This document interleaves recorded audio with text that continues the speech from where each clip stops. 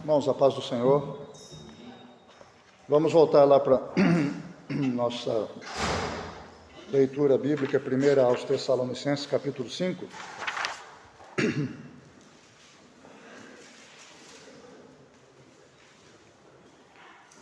Na aula da semana passada nós falamos a respeito de lideranças da igreja e de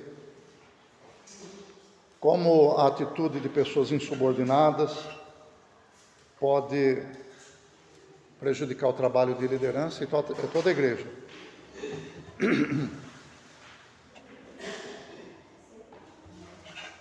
Também vimos como é difícil o trabalho de liderança de uma igreja, de um grupo, até mesmo de um grupo social, família, e é necessário que haja coordenação, comunhão.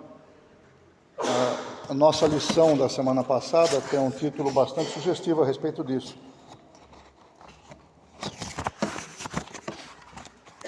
Vamos ver aqui como é.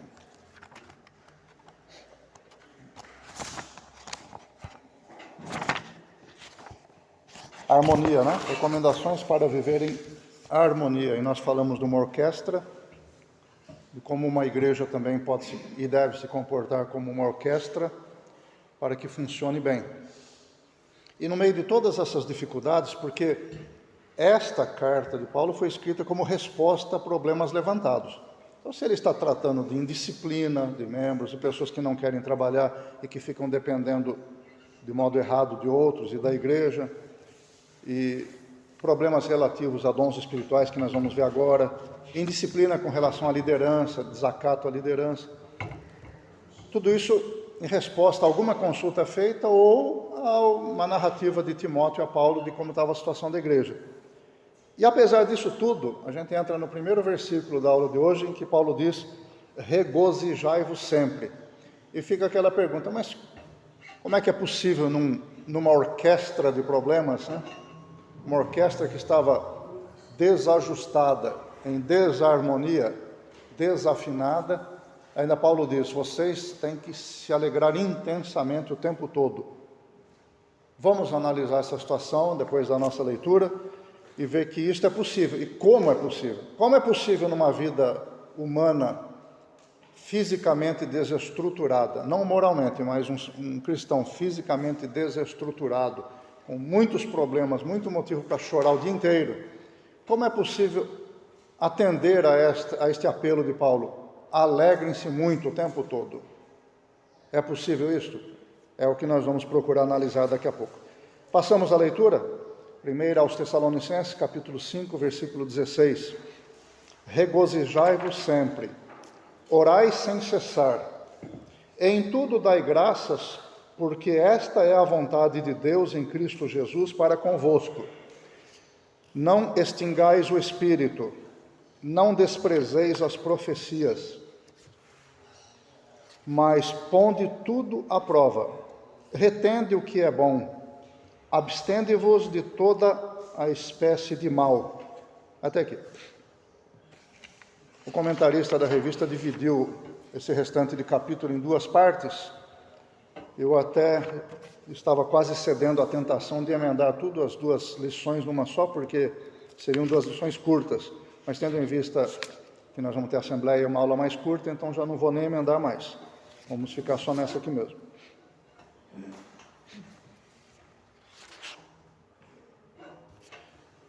Pantoticairete, regozijai-vos sempre.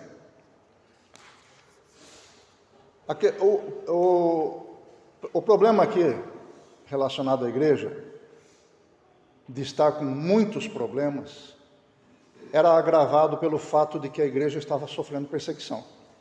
Talvez até os crentes individualmente, como nós já analisamos no começo deste livro, desta revista, e a igreja toda, porque estava instalado no mundo pagão. O paganismo é administrado por Satanás. O judaísmo também, de alguma maneira, não a religião em si, mas pessoas envolvidas com o judaísmo também estavam se tornando inimigas de Paulo. Alguns se convertiam e outros eram inimigos de Paulo e do Evangelho. E tudo isso trazia muitas dificuldades para a igreja, e aqui especificamente a igreja em Tessalônica. Aliado ao fato de que a perseguição aos cristãos podia ser individual também, como nós já comentamos. Simplesmente os pagãos se aborreciam com os cristãos e não davam mais trabalho, não davam emprego, não prestavam ajuda, as autoridades não facilitavam, muitas vezes até dificultavam, por causa da adoração ao imperador como Deus e outros motivos. Então você veja que a situação da igreja não era fácil. Hoje em dia a situação da igreja é muito mais fácil, é muito mais simples do que aquela época. Talvez a gente esteja precisando de um pouco de pressão, como Tessalônica e outras igrejas sofriam, para que pudessem então encarnar a palavra, ver como a palavra tem aplicação imediata, contínua para a vida da igreja, como que ela funciona na prática. Porque hoje, quando nós dizemos vamos nos alegrar todo o tempo, irmãos, já parece ser uma frase solta, né, no meio do nosso cotidiano, que não tem graça, mas para aquela época não. Quando Paulo dizia para a igreja, alegrem-se em todo o tempo, como disse para a igreja de Filipos também, para igrejas que estavam sofrendo perseguição, dificuldades, lutas, pobreza, as pessoas tinham que parar e pensar, falar, mas como eu vou me alegrar? Como eu posso ter esta bênção de estar todo o tempo feliz, alegre, no meio de tantas dificuldades? Então as pessoas, os crentes raciocinavam nisso. Hoje está tudo raciocinado já, né? Em 2000 anos, os estudiosos, tantas aulas de escola dominical, tantas pregações, tanto aconselhamento pastoral, tanto que a gente já ouviu esta palavra, eu acho que na maioria dos casos é como se entrasse por um ouvido e já saísse pelo outro. Já é uma coisa comum de se ouvir. É comer o feijão com arroz todo dia, a gente já nem sente mais o gosto, nem se importa mais com isso. Mas para aquele povo de Tessalônica era fundamental. Era importante ouvir uma frase. Olha só, em grego são duas palavras só este versículo. Pantotikairete, regozijai-vos sempre. Só isso. E as pessoas podiam passar dias meditando nessa expressão, nesta frase. Em como eu posso ter alegria e me regozijar. Regozijar é ter intensa alegria. Como é que eu posso ter intensa alegria o tempo todinho se estou sofrendo tanto? A diferença aqui, aliás, o divisor de águas aqui está no fato de que nós pertencemos a dois reinos simultaneamente. Nós estamos andando nesta terra, o reino deste mundo.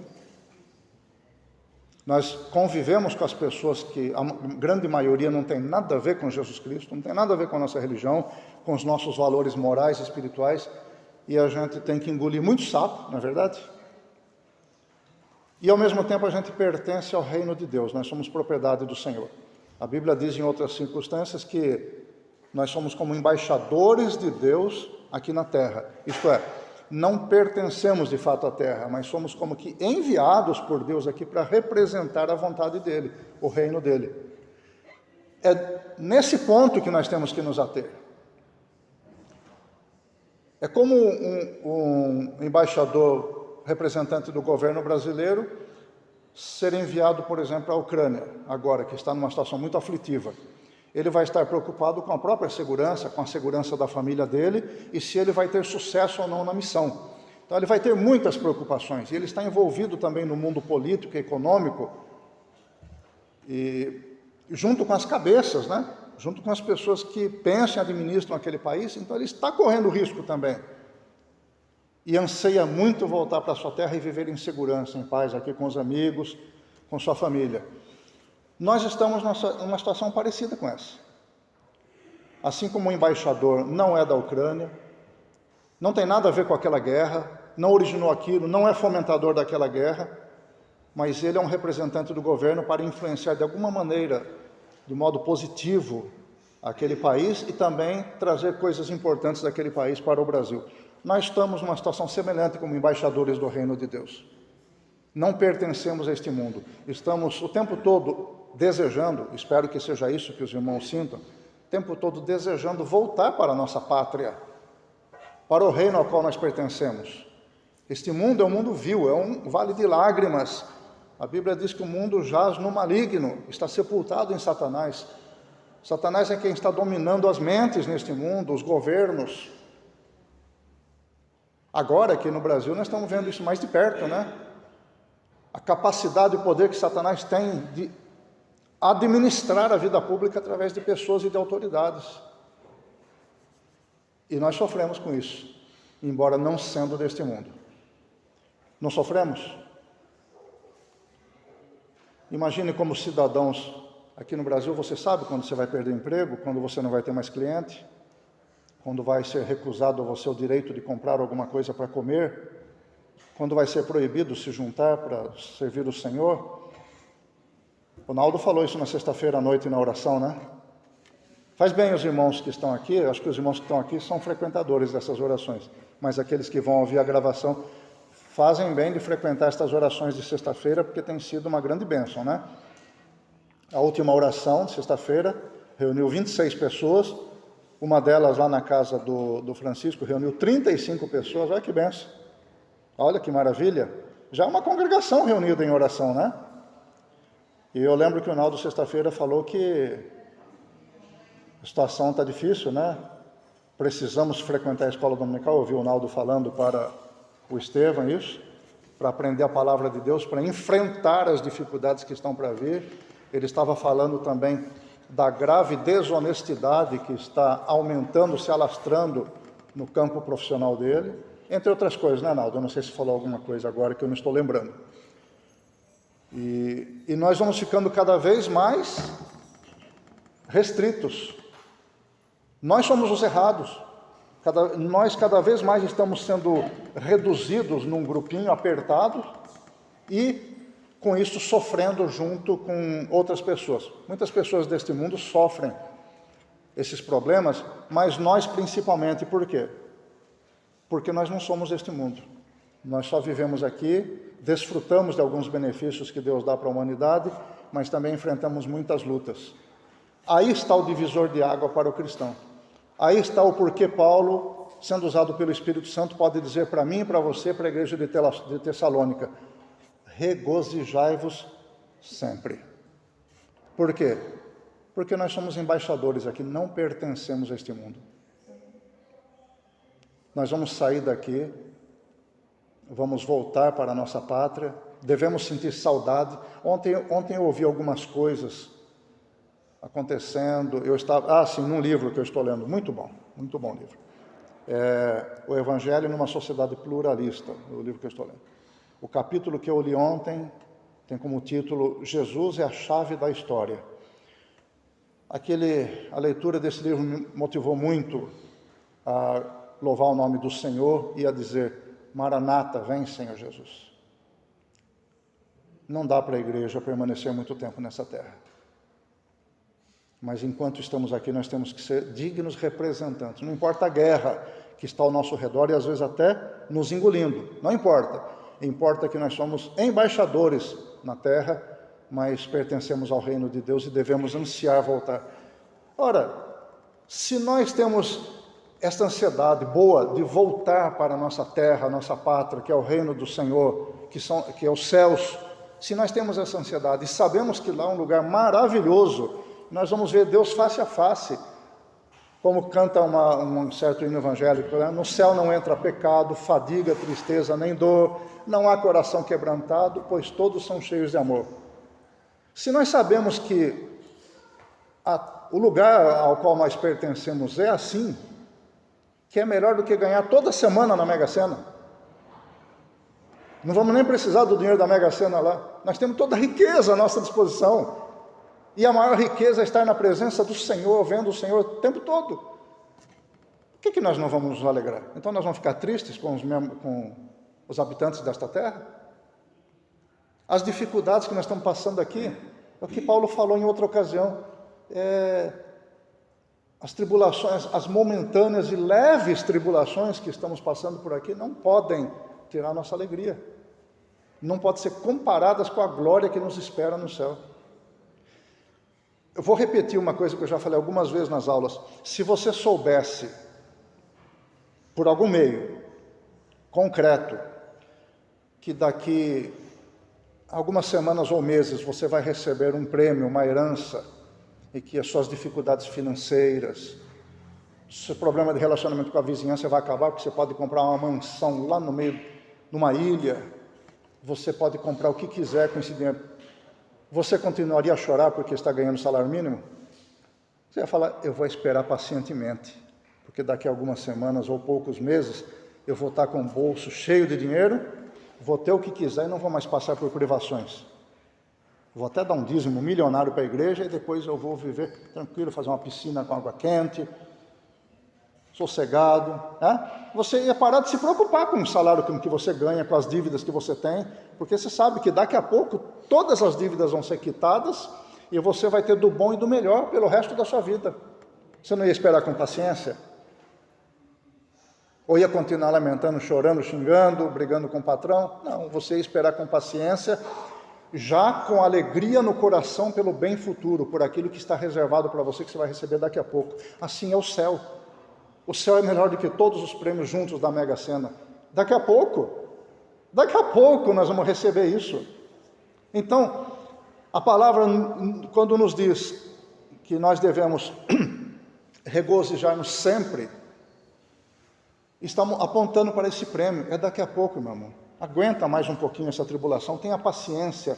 Não só paciência, mas persistência, perseverança. Vá aguentando, porque o Senhor que nomeou você para ser embaixador neste reino, está prestes a levar você de volta para ficar no reino dele. Isso é motivo de alegria para você ou não? Olha, eu vou dizer uma coisa para você. Pela palavra do Senhor, só pode desfrutar desta alegria contínua, permanente, o tempo todo, a pessoa que está se desenvolvendo espiritualmente, não está estagnada espiritualmente, a pessoa que tem um certo nível, pelo menos um nível certo de amadurecimento espiritual. Porque a pessoa que não tem amadurecimento espiritual, está ouvindo isso que eu estou falando, não vai conseguir administrar o raciocínio de regozijai-vos sempre, e vai voltar à sua vidinha de lamentação e de tristeza e de sofrimento. Nós temos sofrimento? Temos. Mas nós temos um prêmio. Daqui a pouco você vai ganhar na Mega Sena espiritual. Alegre-se por isso. Falta pouco.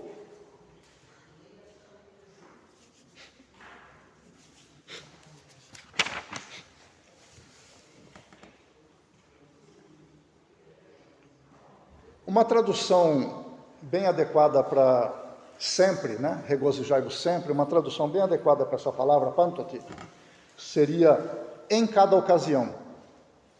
O que significa isso? Que você passa por uma coisa agora, passa por uma coisa aqui, amanhã passa por outra coisa. Em cada uma destas ocasiões você deve se alegrar. Não é necessariamente se alegrar com o problema que você está sofrendo, mas é se alegrar pelo fato de que isso tem solução. E a solução é a volta do Senhor Jesus para levar a igreja embora. Irmão, vamos ser mais espirituais. Os próximos versículos que nós vamos analisar nesta aula ainda falam isso. Nós temos que amadurecer para poder desfrutar isso. Crente imaturo, crente que não se preocupa com a doutrina bíblica, não amadurece, não consegue desfrutar o benefício desta palavra. São apenas duas palavras no grego original, pantot, kairet, regozijai-vos sempre. Só duas palavras que podem mudar a nossa vida se nós tivermos maturidade para procurar o significado delas e aplicar na nossa vida. Está sofrendo? Está passando por uma grave enfermidade? Falta pouco para isso acabar. Está passando por dificuldade financeira? Não consegue solução para esse problema? Falta pouco. Você vai receber a herança já já. Está tendo problema de relacionamento com pessoas, dificuldades sociais graves? Irmão, falta pouco. Vai acabar daqui a pouco isso. Precisamos ter paciência para suportar tudo isso, de olho na nossa herança, no Senhor, que daqui a pouquinho a gente vai ver. A carta aos Hebreus diz que nós precisamos de paciência para receber a herança. E a Bíblia diz que na nossa paciência nós possuímos nossas almas. Isto é, se nós não tivermos paciência, nós vamos perder nossas almas. Temos que esperar com paciência tudo isso, E mais do que isso, nós temos que esperar com regozijo, com alegria, ainda que alguns incrédulos olhem para nós e falem, esse cara deve ser tonto, essa mulher deve ser boba, não bate bem na cabeça. A gente aflige, mas continua sorrindo, parece que tem uma felicidade escondida não sei onde, é verdade. Temos uma felicidade para o mundo escondida não sei onde, mas nós sabemos onde está escondido, porque a nossa vitória está escondida em Jesus Cristo. Nós temos uma coisa dentro de nós que é um gerador, como um gerador nuclear, de alegria intensa, que as pessoas do mundo não têm, que é o Espírito Santo, habitando dentro de cada um de nós. Se você acha que chega a um ponto que você julga que não é possível ter alegria e se regozijar diante de tantas dificuldades e problemas que você enfrenta, volte-se um pouquinho para dentro e lembre-se de que o Espírito Santo está dentro de você com capacidade, com poder e com autoridade para ajudar você a gerar verdadeira alegria para enfrentar tudo isso. O versículo seguinte diz que orai sem cessar. Esse sem cessar é sem intervalos, mas evidentemente não é o fato de você aqui estar ouvindo a aula e estar orando, falando blá, blá, blá, blá, blá, enquanto ouve a aula.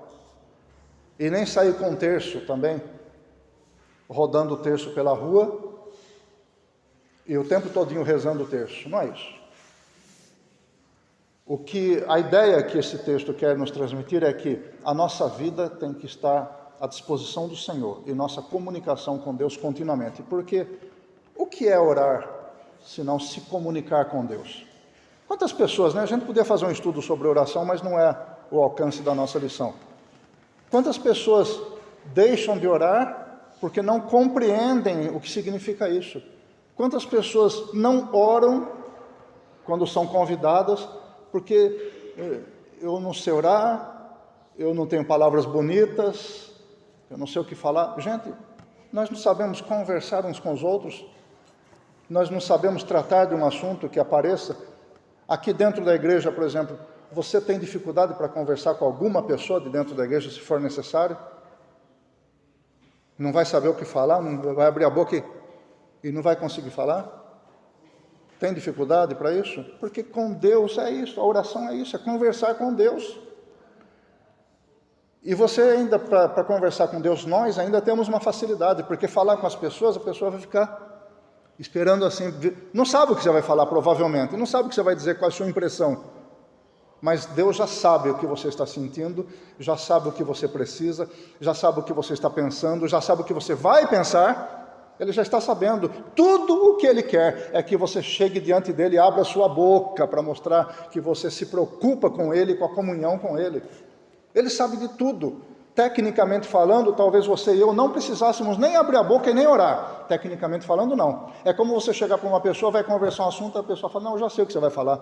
Eu já tenho a resposta, está tudo resolvido. Aí você só fez assim, ó, abriu a boca, fechou de novo, foi embora, porque a pessoa já sabe tudo, resolveu tudo. Não precisa conversar. Mas se você ama a pessoa, se você tem consideração por uma pessoa, não importa se a pessoa sabe ou não, você quer falar e quer ouvir, não é verdade?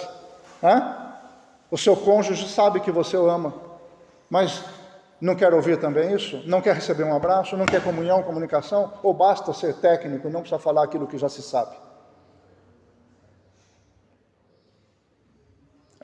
Para nós mantermos comunhão, aumentarmos a amizade, o relacionamento, a gente precisa se comunicar. A nossa vida é expressa e é compreendida através de palavras, através do nosso idioma. Essa é uma maravilha que Deus produziu no ser humano. E Deus quer comunicação com ele também através de palavras. Se não for pela boca, pode ser de boca fechada, não pode? Mas você estará pensando aquilo, e você pensa através do seu idioma.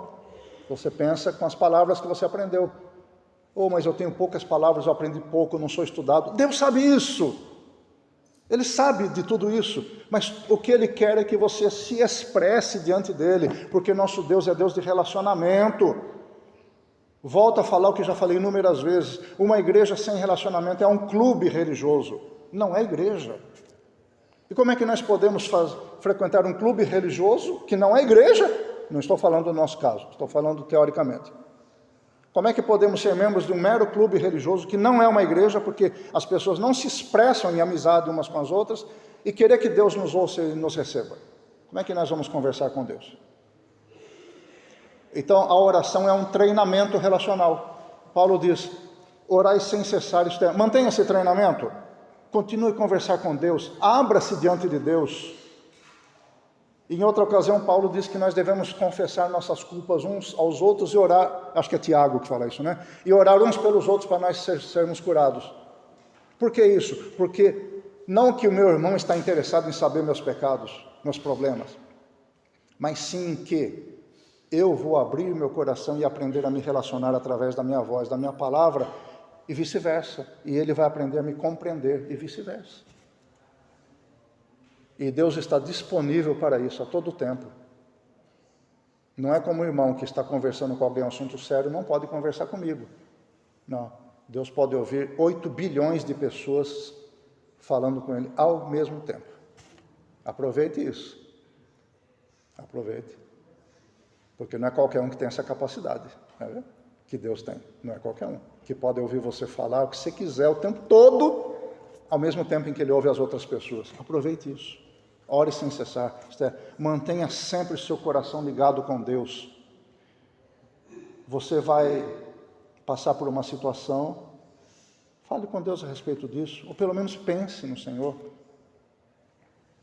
Eu me lembro de uma irmã que falou, muitos anos atrás, numa reunião de oração, ela disse que toda a dificuldade que ela passava, ela chamava pelo marido. Aí uma vez ela estava sozinha com os filhos, passou por um problema sério, e ela falou o nome, eu não vou dizer o nome, né? Vocês já sabem quem é, embora não seja dessa congregação. Ai, fulano, e agora? E o marido não estava presente. Aí Deus falou para ela, o fulano não está aqui, mas eu estou, por que você não clama a mim? Ela contou isso. Deus está presente, irmãos. Fale com Ele, comunique-se com Ele o tempo todo. Você tem esse dispositivo nuclear dentro de você, entre aspas, que é o Espírito do Senhor, que capacita você a fazer isso. Mas eu não sei orar como convém, é o que a Bíblia diz. Mas o Espírito Santo intercede por nós com gemidos inexprimíveis. E por isso até Paulo fala mais adiante, não extingais o Espírito, porque se nós extinguirmos o Espírito, o que é que vai sobrar para nós? Para nos comunicarmos com o Senhor. Versículo 18 diz assim, em tudo dai graças, porque esta é a vontade de Deus em Cristo Jesus para convosco. Aqui foi colocado um ponto e vírgula depois de graças, né? Na sua tradução também deve estar assim. Como eu disse, não há pontuação na escrita original da Bíblia. Então não se sabe se é ponto final, se é vírgula, se não há vírgula ou se é ponto e vírgula mesmo. Mas eu acredito que alguém colocou isso de propósito para forçar um pouquinho o entendimento de que porque esta é a vontade de Deus em Cristo Jesus, para se referir às outras coisas que Paulo está falando. Eu acredito que esse pensamento está errado, tá? Eu vou falar da minha opinião. Eu acho que esta é a vontade de Deus em Cristo Jesus para convosco. O quê? Dar graças em tudo. Ser agradecido a Deus por tudo. Nas orações, grande parte das pessoas, né, não faz pedido. Não, eu só tenho a agradecer, só quero agradecer. Legítimo isso, muito bom. Desde que lá no seu coração você esteja dizendo para o Senhor pelo que está agradecendo. Está correto. O irmão fulano da oração, eu só quero agradecer ao Senhor. Então lá no coração está dizendo, muito obrigado, Senhor, por isso, por aquilo outro. Aí você vai falar, mas que motivos Tessalônica tinha no meio de tanta tribulação e perseguição? Que motivo nós temos no mundo em que nós vivemos para dar graças a Deus em tudo? E Deus quer que nós sejamos agradecidos em tudo. Que motivo nós temos? Bom, então, se você tem esse pensamento de que não sabe pelo que agradecer a Deus, eu vou lembrar algumas coisinhas básicas só. Aí depois você vai completando com os detalhes da sua vida particular, tá? Por exemplo, vamos lá ver alguns motivos? Você era inimigo de Deus. Inimigo. E o que é que se faz com o inimigo? Você está do lado de Satanás? Porque Jesus disse, quem não é por mim é contra mim. Você era inimigo de Deus. Deus podia ter pego isso aqui, passa, Satanás, pega, porque ele é seu. Ele é meu inimigo, assim como você. Deus não podia ter feito isso? Ele não fez. Pelo contrário, a Bíblia diz que Deus prova o seu amor para conosco pelo fato de que Cristo morreu por nós, sendo nós ainda inimigos, pecadores. Quando éramos inimigos de Deus, Cristo morreu por nós assim mesmo. Todos os dias, diz o Senhor, eu estendi as minhas mãos a um povo rebelde e contradizente. A um povo que não se chamava pelo meu nome, que não me conhecia. Eu dizia, eis-me aqui, eis-me aqui. Esse é motivo para você agradecer a Deus. Jesus Cristo carregou a cruz, foi pregado nela, sofreu a condenação pelos pecados da humanidade por sua causa e minha causa. É motivo para ser grato a Deus? Só esses dois já são suficientes, né? Suficientes para ser grato em tudo, a vida toda.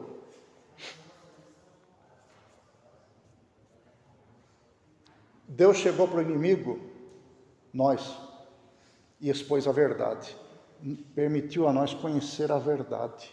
Porque nós vivíamos na mentira, no engano, no erro, nas trevas. Nós estudamos na semana passada isso.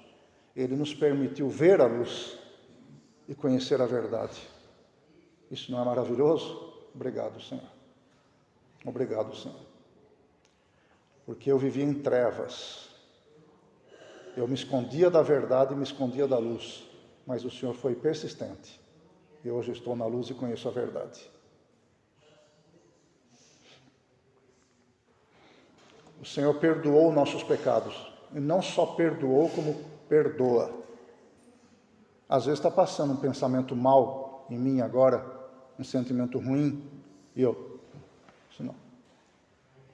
Esse pecado me condena? Não, porque a Bíblia diz que se nós andarmos na luz, isto é, nos permitirmos ser iluminados pelo Espírito do Senhor, como Ele está na luz, nós temos comunhão uns com os outros, e o sangue de Jesus Cristo, seu Filho, nos purifica de todo o pecado. Mesmo quando a gente se esquece de pedir perdão a Deus, mesmo quando a gente deixa de lado, o sangue de Jesus está nos purificando, quer dizer, nos tornando limpos, para sermos aceitáveis diante de Deus, porque nós estamos enxertados no corpo de Cristo. Então, metaforicamente, o sangue de Jesus circula por todo o corpo e, como somos membros, o corpo também nos atinge e nos purifica. Não é motivo para você ser grato a Deus? Eu também. Eu estou sendo permanentemente purificado pelo sangue de Jesus Cristo.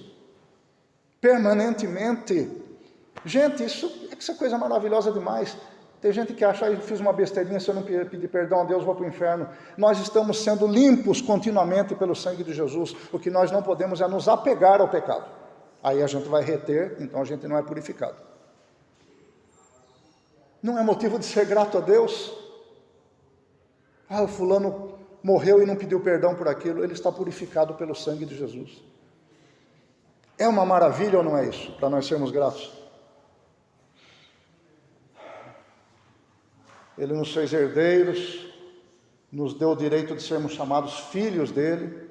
Jesus Cristo rasgou o véu na sua carne.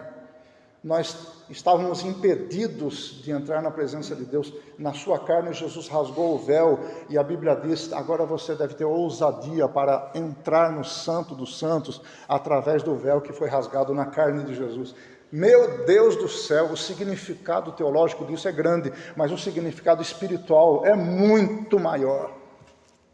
Muito maior. Olha, nós começamos como inimigos de Deus, agora Jesus na sua carne rasgou o véu, e o Pai está esperando ali depois do véu, vem meu filho, e você tem o direito de entrar na presença dele e dizer, Abba, Pai, estou aqui, Pai, em nome de Jesus. Vai dizer que o crente não tem motivo para se regozijar sempre? Vai dizer que o crente não tem motivo para ser grato a Deus o tempo todo? É por isso que Deus quer que nós sejamos agradecidos o tempo todo, porque o que Ele fez por nós não tem preço, e jamais alguém faria isso. A Bíblia diz que pode ser que por um justo alguém se atreva a morrer, a dar a sua vida, mas Deus prova o seu amor por nós em que Cristo morreu por nós, não sendo justo, sendo nós ainda pecadores. Não extingais o Espírito, diz a palavra. Extinguir aqui dá o sentido de apagar o fogo. Porque sem o Espírito não há frutos. O Espírito é aquele que habita dentro de nós. Não é simplesmente extinguir o fogo, extinguir o Espírito no âmbito da congregação, mas é extinguir na minha vida. Se o Espírito do Senhor for extinto na minha vida, não há mais frutos. Quando Paulo diz assim, não extingais o Espírito, ele está falando do quê? Da possibilidade do Espírito ser extinto. É verdade ou não é? E se o Espírito pode ser extinto, significa então que a igreja pode ir para as trevas. Vamos pensar nisso? Não apague o Espírito na sua vida individual. E não apague o Espírito na sua vida comunitária. Ele vem dizer aqui no versículo seguinte, não desprezeis as profecias. A questão é que Tessalônica muito provavelmente estava numa certa desordem e havia possivelmente certos abusos de dons espirituais. Pode ser que houvesse, porque havia muito desentendimento doutrinário que a gente viu no início do estudo, então pode ser que muitas pessoas se levantavam para tentar corrigir isso e talvez dentre essas pessoas várias estavam manipulando dons espirituais, como acontece hoje em dia, passando por alguém que estava profetizando da parte de Deus. Hoje, a palavra profecia também virou carne de vaca. Um pastor que manda mensagem para mim que diz, eu profetizo bênção sobre a sua família. Gente, profetizar é falar em nome de Deus. Não é dizer o que o meu coração deseja em nome de Deus.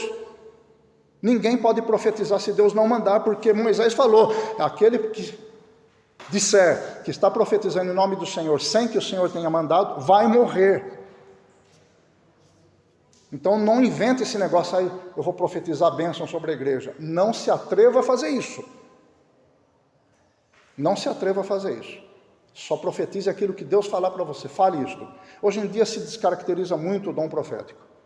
Existem muitos eruditos bíblicos que inclusive dizem que a profecia hoje é um dom que se expressa através da pregação e do ensino. Paulo falou aqui dos dons na igreja, que ele chamou uns para apóstolos, outros para profetas, outros para evangelistas, pastores e mestres, certo? Profetas está aqui, pastores e ensinadores estão aqui, então são dons distintos. Existem ensinadores, existem pastores, existem pregadores, mas existem profetas, é um dom distinto.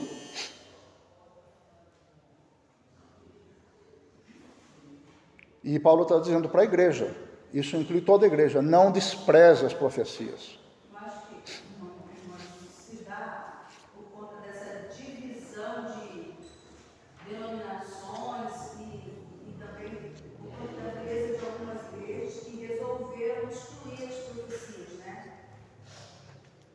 E outras que resolveram banalizar os profetas. Sempre ouvi isso. Exatamente, sempre ouvi isso. O ser humano parece que é tendente a um dos polos, né? Aos extremos. O ser humano é um desequilibrado por natureza.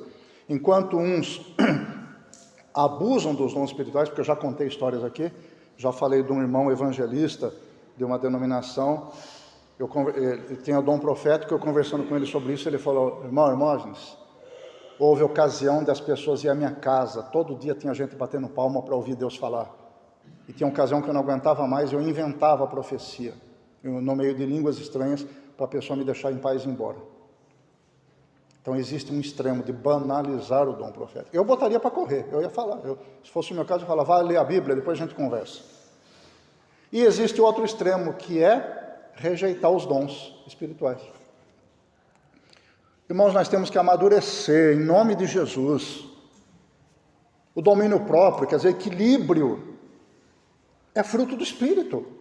Nós temos que amadurecer. Não podemos estar, eu sou pentecostal, não posso estar no extremo nem no outro. Eu sou pentecostal, eu tenho direito a orar em línguas? Tenho. A igreja não aceita? Também, ninguém precisa ouvir. Basta Deus ouvir. Só que se alguém ouvir, não pode dizer que é coisa do inimigo, ou que eu estou na carne, porque não sabe. Ainda mais aquele que não aceita, é a que não conhece. Quem conhece sabe o que está acontecendo. Quem não conhece, é como aquela história de chupar laranja, né? Se a pessoa nunca chupou laranja, não pode dizer se ela é boa ou ruim. Certo? A gente, quando evangeliza, usa muito disso, né? Não provou de Jesus Cristo, não sabe dizer. Esse sinal foi de 5 minutos, 10 minutos, 20, meia hora, ou já acabou já? 5 minutos. Então Paulo está dizendo, não desprezem as profecias, mas coloque tudo à prova e retenham o que é bom. O que Paulo está dizendo com isso? Está havendo mau uso de dons espirituais dentro da igreja de Tessalônica? Pode ser. É melhor isso do que apagar o Espírito Santo. Então ele não está dizendo aqui para as pessoas pararem com isso. Você viu aqui Paulo dizer para parar com a molecagem? Parar com o abuso de dons espirituais? Não, ele não falou isso. Ele disse, os outros que são espirituais, que são mais maduros, não desprezem, mas julguem. Gente, no âmbito evangélico, pentecostal, existe o que a gente chama de profetada, né? Profetada e revelamento, né? É profecia inventada e revelação inventada. Gente, eu já ouvi tanto, 33, quase 34 anos de crente, mas eu já ouvi tanta profetada, tanto revelamento. Eu tenho o dever de julgar pela palavra do Senhor e pelo Espírito, é o meu dever. Mas eu já ouvi também profecias e revelações dignas de confiança e que se cumpriram. Existem profetas hoje? Existem, porque o Espírito Santo é o mesmo, Jesus não mudou. Paulo, quando estava indo para Jerusalém, de onde sairia preso e nunca mais seria liberto, foi encontrado no caminho por um profeta judeu chamado Ágabo, que disse para ele, vai acontecer isso. E ele tinha acabado de passar pela casa de um evangelista, cujas filhas, acho que 4 filhas, eram profetisas. Por que a igreja não tem mais isso hoje em dia? Por que no tempo de Paulo havia isso, hoje não pode haver mais? Por que não pode haver mais? Por que não pode haver dons de curar hoje? Revelação. O nosso pastor falou que uma vez num culto aqui, ele saiu para resolver um problema, porque Deus tocou no coração dele, e quando ele foi resolver o problema, ele viu como foi importante ter saído do trabalho e resolver esse problema. Foi Deus que dirigiu. Gente, por que não se expressam os dons espirituais hoje? Nós é que temos que amadurecer e saber colocar cada coisa no seu lugar. Existe gente fazendo mau uso? Existe. Mas é melhor um mau uso, que não passa de molecagem, de abuso, que não prejudica tanto a igreja, do que extinguir o Espírito, apagar o Espírito. É pior. É o que Paulo está mostrando aqui, porque Paulo não está admoestando nem reclamando daqueles que fazem mau uso. Ele está reclamando daqueles que impedem o uso do dom espiritual. Eu vou terminar já. E ele passa, finalmente, a dizer assim, abstende-vos de toda espécie do mal. Algumas traduções dizem aparência do mal. Essa tradução não é correta, porque a palavra grega original quer dizer da forma, do tipo, da espécie mesmo, não é simplesmente uma aparência. Abster-se da aparência do mal é correto, mas não é isso que Paulo está querendo dizer aqui. E para você se abster, eu e você nos abstermos de toda a aparência do mal, o que nós devemos exercer? Como é que nós vamos saber? Nós temos que reconhecer a aparência do mal, não é verdade? Como é que eu vou saber que é mal? Se eu não tiver discernimento. Então, meus irmãos, o que Paulo fala nesses últimos versículos é equilíbrio e discernimento, porque se você não consegue discernir o que é bom, o que é mal, como é que você vai discernir o que está acontecendo dentro da igreja? Se é do Espírito Santo ou não? Existem pessoas no âmbito da igreja que se envolvem com coisas erradas, às vezes é coisinha besteirinha, até coisinhas da internet, se envolvem com coisas erradas, com amizades erradas, e depois se acha no direito de julgar os dons espirituais. Como é que uma pessoa que não tem capacidade para julgar as coisas pequeninas da sua vida, do seu comportamento, vai querer julgar a igreja? Amadureçamos, irmãos, porque nós fomos chamados para julgar as coisas que acontecem dentro da igreja. Ponde tudo à prova e retendo o que é bom, mas eu não sei o que é bom, como é que eu vou reter? Abstendo-vos de toda aparência do mal, de toda espécie e forma do mal. Como é que eu vou se eu não sei julgar? Nós temos que amadurecer pela palavra, senão a gente nunca vai aprender a fazer isso. Convoco todos os irmãos a serem estudiosos da palavra de Deus. Convoco todos vocês a serem estudiosos da palavra de Deus. Nós temos tempo para assistir, Deus me livre, o Big Brother, o Sylvester Stallone, assistir filmes aqui, passar 2, 3 horas na rede social, saber das últimas, baixar jogos para o celular para passar o dia inteiro jogando. Mas, e a palavra de Deus? Você já viu o Sylvester Stallone dar discernimento espiritual para você? Big Brother? Jogo? Rede social? Dá discernimento para você? Já viu isso? Mas a palavra de Deus dá discernimento para nós, que nós precisamos para julgar todas as coisas. E não é julgar aquilo que o inimigo está fazendo, é julgar o que está acontecendo dentro da igreja, para nós podermos ajudar o nosso pastor, ajudar os líderes, ajudar a nossa própria vida espiritual e não extinguir o Espírito Santo que mora dentro de nós. Amadureça enquanto é tempo, enquanto pode. Amadureça. Vai chegar uma hora em que não vai poder mais. Bem, irmãos, está dado o recado. Meus chefes ali, eu peço desculpa, mas é que eu fiquei me baseando na outra sala ali, já que não terminou. Falei, ninguém vai lá dar bronca no pastor, né? Ninguém vai dar bronca no pastor, então eu vou continuando aqui. A hora que o pastor aparecer, que amém. Não, mas eu vou encerrando aqui.